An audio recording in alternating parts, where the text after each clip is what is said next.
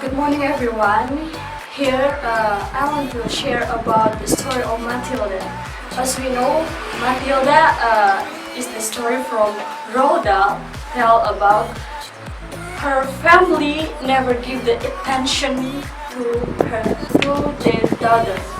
And now I want to share about the story, and I'm going to interview my three readers from Vidya Madila University, and now we are going to tell about the Mathilda, how the story grow and how the story develop, and the information more about the Mathilda. So we're going to discuss and we're going to share now on this time.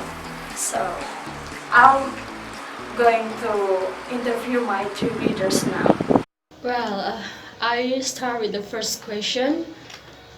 How the story of Mathilda is grow and organized? Yeah, thank you for the question. And as we know that the text of Mathilda is organized from the introduction of Mathilda's life. And Mathilda was born from the unfriendly family. From the beginning of Mathilda's life, she was like an orphaned child that treated unblindly by her both father and mother. Her father just focused on his career mostly, just love his only son and ignore Mathilda. Her mother gave lack of attention to her daughter, so Mathilda was not loved by her family. But there was something could have Mathilda was she had a wonderful brain. She was very intelligent, but her family did not profess her ability. They recognized her as an abnormal child. She loved reading books.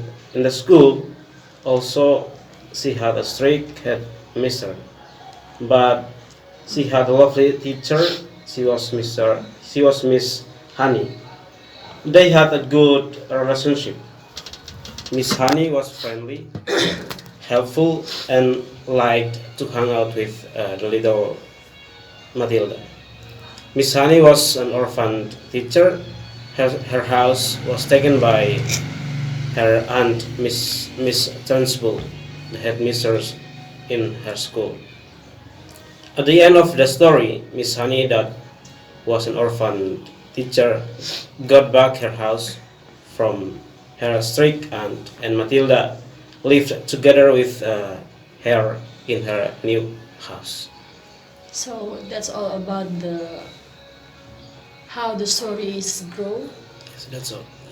That's all. So I personally think Mathilda is a intelligent girl, and she has a good brain, and she is so smart. But her daddy never cared to her, and they just protect their son like that. Yeah. Okay, so the story like that. Okay, thank you. So the next question, the implicit information the author tries to convey in the story of Mathilda. Okay, thanks for the time. In the story, the author implicitly wanted to tell the reader the situation of the children in his era. Based on the story, we found that they were under pressure.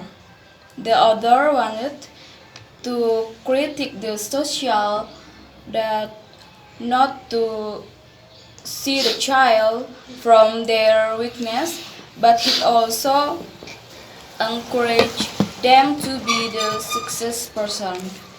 Um, the story of Mathilda was a sigh for the social the children have a due to Corvus as the human re- and also required to have a balanced advancement. So that's all about the implicit The information. next question. Maybe on the story, the author or the reader use any figure of speech, maybe. Um, the parents look upon Mathilda in particular as nothing more than a scab.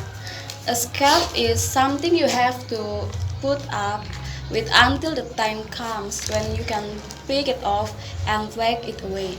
And the second, her body was so slim and fragile one got there the feeling that if she fell over, she would smash into the thousand pieces like a porcelain's figure. So that's about the figure of speech that used on the Matilda story. Yeah. Okay, thanks. The next question, how the author or how the writer use the diction on the Matilda story? Okay, thank you for the question. The other use the diction from Matilda's story. There are some diction. The first is escape. Escape, it means that how Matilda's life treated by her family. I mean her father and her mother. And the next is about 1,000 pieces. This means that wants to explain about Matilda's knowledge, also the abilities of Matilda, and also want to describe that Matilda is different with her another friends. That's all. Also, do you have two diction? The first one is the Skype, and the second one is thousand of pieces. Okay, thank you for the answer. The next question, maybe on the story, do you find any juxtaposition on the story? Just of course, juxtaposition is very clear in the story. We can prove by unbalancedly treatment between two child, Matilda's brother Michael and Matilda. Even they are children of Mr. Warnbook family, but they have different treatment. Michael, as their son, got extraordinary treatment and pay much attention for him. But for Matilda, is very poor. They didn't give much attention to Matilda, even though Matilda is intelligent child, and but Matilda is very intelligent, so he can grow mature by herself by reading books. So this is very clear to prove the juxtaposition, different treatment between these two children by their parents. Okay, thank you. So you take from all the story, you just take the clear juxtaposition. Just is very clear in the unbalanced treatment by their parents. So her daddy never give much attention to Matilda, yes, but right there. to the Michael, yes, Michael, Michael, yes. they give more attention. More attention. So that's the juxtaposition. Yes. Okay, thank you. So next, how about the culture bound content and the diction on that story? Okay, thank you. I think the story of Matilda is based on the background of life of the author, because in that time television is very popular. It's very popular On that era. on that era. Yes. So many children they more attention to television to watching TV or we know in the story is telly. Yes. To know information Yeah, to more. know information they But on that story, we call it television is telly. yes telly. They give more attention to telly but ignore book. But it's different for Mathilda. And also the culture bound is want to talk about a woman and a man position or stage. In the story want to talk about man is more powerful than a woman. So the woman it's not important. It's not important for them to got any education, but for the man, it's important for them that this is very important for the man, but for the woman, it's not. This is also the culture bound based on the background life of the author, and also I think we can prove in the Miss Honey and Miss Trunchbull want to say that the stronger or the strong or the powerful people they dominate the weak.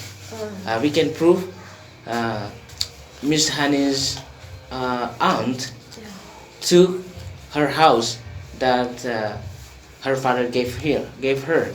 So because Miss Honey is very weak, so her house is taken by her aunt Miss Trunchbull as the headmistress in the school, yeah, where he teach. I think this is the culture bound based on the story, based on the background life of the author. So the author wrote the story based on her on his background of life. I think like that. This is. So from the story, I can conclude maybe about the culture bond that you tell me.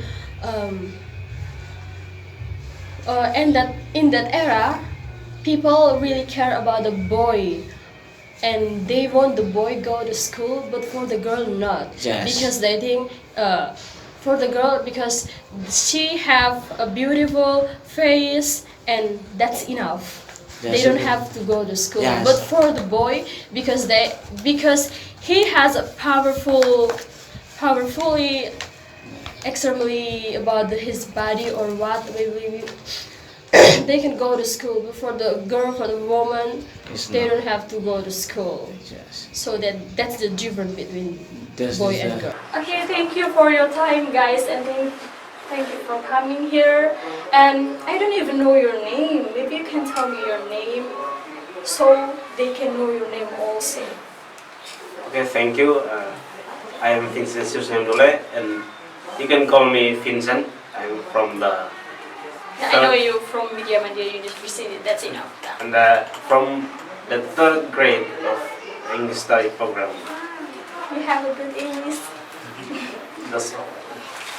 Okay, I'm Rosia Zahat. You can call me Rosie. Rosie. Oh, you know Rosie, right? Oh. But she's the woman. I know that. Girl. Okay, my name is Robert. Robert. Robert. So people call me Robert. Robert, not Berto? Berto and Vincent, you have a good body. You have a big body, so. Thank you. And what is your name? My name is Diana. Okay. So basically, the story. From the story, we can get the theme from this story. Okay, we can learn from this story. So for the family outside, I just want to say, just give attention to your children as fair. Don't give more attention. Just for Yes, just not for the boy, but for the girl also, because they also need the attention. Thanks for watching! Don't forget to like, comment, share, and subscribe!